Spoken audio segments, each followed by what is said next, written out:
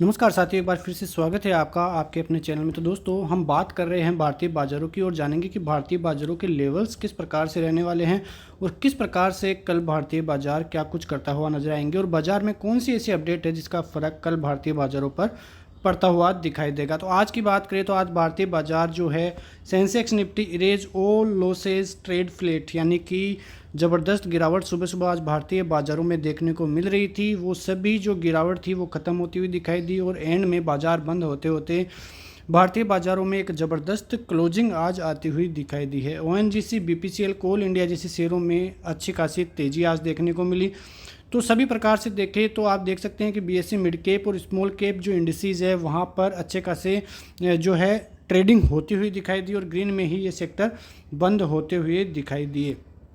तो एक ज़बरदस्त तेज़ी और ज़बरदस्त रिकवरी भारतीय बाज़ारों के लिए कही जा सकती है। 12 दिन बजट के रह गए हैं और उससे पहले भारतीय बाज़ारों में ऐसा कुछ होना भारतीय बाज़ारों के लिए कल के लिए एक ज़बरदस्त इंडिकेशन आते हुए दिखाई दे रहे हैं। अब हम जान लेते हैं कि इंडस्ट्रीज़ में क्या कुछ होता हुआ दिखाई दिया। निफ्टी 24,315 के लेवलों पे जाके बंद होता हुआ दिखाई दिया। वही बैंक निफ्टी में भी 81 पॉइंट की तेज़ी के साथ 52,270 के लेवल आते हुए दिखाई दिए। फिन सर्विसेज में पॉजिटिविटी, निफ्टी आईटी सेक्टर जहां पर भी आज 11 तारीख हो चुकी है और टीसीएस के नतीजे आज आने वाले हैं, तो उससे पहले अच्छी खासी पॉजिटिविटी आईटी सेक्टर दिखाता हुआ नज़र आ रहा है। वहीं निफ्टी मिड कैप भी ग्रीन में ही क्लोजिंग देता हुआ दिखाई दिया। तेजी वाले शेयरों में ओएनजीसी, बीपीसीएल, कोल इंडिया, आईटीसी और टाटा मोटर्स जैसे शेयरों में 1 से 2.5% तक की तेजी देखने को मिली। वहीं गिरावट वाले शेयरों को देखें तो टाटा कंज्यूमर, बजाज फाइनेंस, एम&एम, डिविस लेब और एनटीपीसी जैसे शेयरों में 1 से 1.5% तक की तेजी देखने को मिली। कल की जो गिरावट थी उसमें बड़ा कारण था एम&एम का, क्योंकि एम&एम जिस प्रकार से जो गाड़ियां हैं उसके दामों में कटौती करते हुए नज़र आ रहे हैं और उसी वजह से यहाँ पे कल भी करीब 6 से 7% तक की गिरावट यहाँ पे देखने को मिली थी। तो ये भारतीय बाज़ारों के हालात तो ठीक है, लेकिन भारतीय बाज़ारों में इतनी उठापटक और आगे क्या हो सकता है उसमें सबसे पीछे का कारण यही है कि बाज़ार में जो बाज़ार को यूएस में सितंबर में जो दरें घटने की उम्मीद है वो अब बढ़ चुकी है।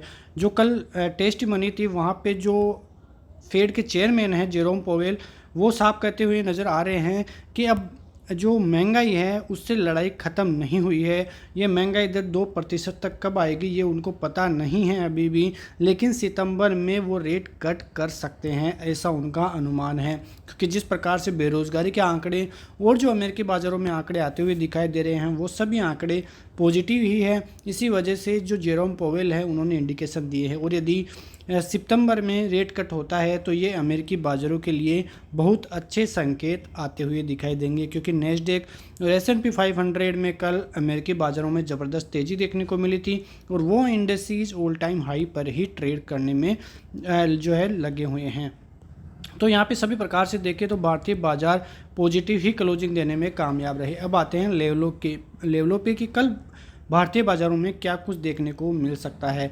तो ये आज के निफ्टी के चार्ट है, आप देख सकते हैं। और आज भारतीय बाज़ारों में जिस प्रकार की आप यहाँ पर गिरावट देख सकते हैं, शार्प सेलिंग देखने को भारतीय बाज़ारों में मिली है। उसके बाद जो रिकवरी आती हुई दिखाई दी, एक ज़बरदस्त रिकवरी भारतीय बाज़ारों में आती हुई दिखाई दी और फिर भारतीय बाज़ार एक अच्छी खासी क्लोजिंग के ऊपर जो है क्लोजिंग करते हुए नजर आए। तो इस प्रकार से कुल मिला के देखें तो भारतीय बाज़ारों की आज क्लोजिंग अच्छी है। अब कल के लिए देखें तो कल यदि खुलने के साथ ही अप होता है और निफ्टी 24,400 के लेवलों पे जाने में कामयाब रहता है तो एक अच्छी खासी तेजी निफ्टी में फिर ऊपर की तरफ बनती हुई दिखाई दे सकती है।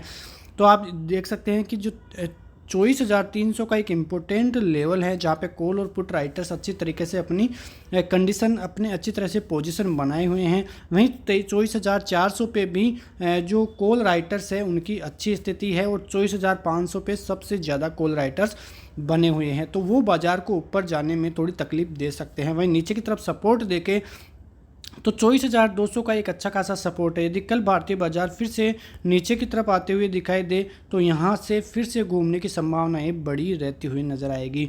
वहीं 24,000 का ये जो सपोर्ट जोन है लगातार आप पीछे भी देख सकते हैं कि एक अच्छा खासा सपोर्ट जोन 24,200 का अभी भी बना हुआ है। वहीं रेजिस्टेंस जोन है वो 24,500 और 24,400 का भारतीय बाजारों में रहने वाला है। तो निफ्टी के लिए ये कंडीशनें आप देख सकते हैं और लेवल्स भी इम्पोर्टेंट लेवल्स है।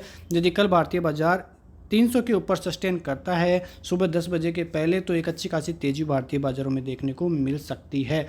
बैंक निफ्टी की तरफ से भी आप देखें तो आज बैंक निफ्टी ने जिस प्रकार की रिकवरी दिखाई है, काफ़ी अच्छी रिकवरी आप यहाँ पे देख सकते हैं कि करीब 52,750 के लगभग से बाजार घूमता हुआ नजर आया और करीब 500 से 600 पॉइंट की रिकवरी आज भारतीय बाजारों में देखने को मिली है। वहीं कल भारतीय बाजार यदि 52,400 के ऊपर सस्टेन कर जाते हैं तो एक अच्छी खासी रैली 52,800 पर आपको देखने को मिल जाएगी।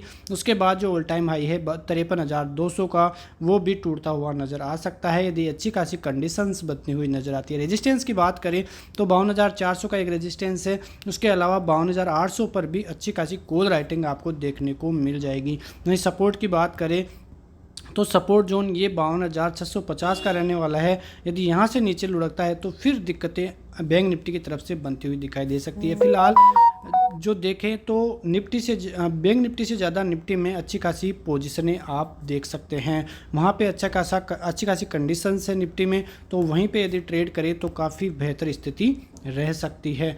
तो इसी प्रकार से यदि आप भी कुछ जानना चाहते हैं तो कमेंट कर सकते हैं, क्योंकि आने वाली सीरीज में हम जो कमेंट्स आएंगे उस पर भी चर्चा करते हुए नज़र आएंगे। तो भारतीय बाजारों की कंडीशंस बहुत अच्छी नज़र आ रही है। तो बने रहिए ऐसे वीडियो के साथ, तब तक के लिए नमस्कार, जय हिंद, जय भारत, वंदे मातरम।